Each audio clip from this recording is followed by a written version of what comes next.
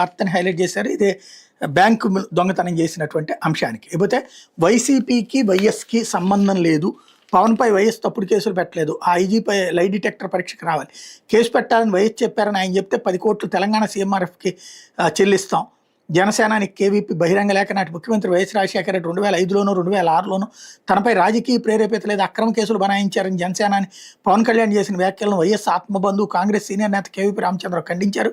వైసీపీకి వైఎస్కి ఎట్లాంటి సంబంధం లేదు, ఈ విషయాన్ని గుర్తించడంలో చాలా మందిలా పవన్ కూడా విఫలమవుతున్నారని కేవీపీ స్పష్టం చేశారు. తెలంగాణ ఆవిర్భావ దినోత్సవం సందర్భంగా హైదరాబాద్లో పవన్ చేసిన వ్యాఖ్యలపై స్పందిస్తూ గురువారం కేవీపీ ఆయనకు బహిరంగ లేఖ రాశారు. జలగం వెంకటరావు నుంచి రేవంత్ రెడ్డి వరకు కాంగ్రెస్ సీఎంల పనితీరు తాను చూశానని, సీఎం స్థాయి వ్యక్తి ఎవరు తమ రాజకీయ ప్రణాళికల గురించి అలా పోలీసు అధికారులతో చర్చించడం జరగదని చెప్పారు. పవన్ కళ్యాణ్ చెప్తున్న ఐజీ స్థాయి పోలీసు అధికారి లై డిటెక్టర్ పరీక్షకు వచ్చి పవన్పై రాజకీయ కక్షతో అక్రమ కేసు పెట్టాలని రాజశేఖర రెడ్డి చెప్పారని చెప్తే మేము 10 కోట్లను తెలంగాణ సీఎం రిలీఫ్ ఫండ్కి ఇస్తాం, లేదంటే పవన్ సూచించిన సంస్థగా అప్పగిస్తాం, నా సవాల్కి ఆయన సిద్ధమేనా అని ప్రశ్నించారు.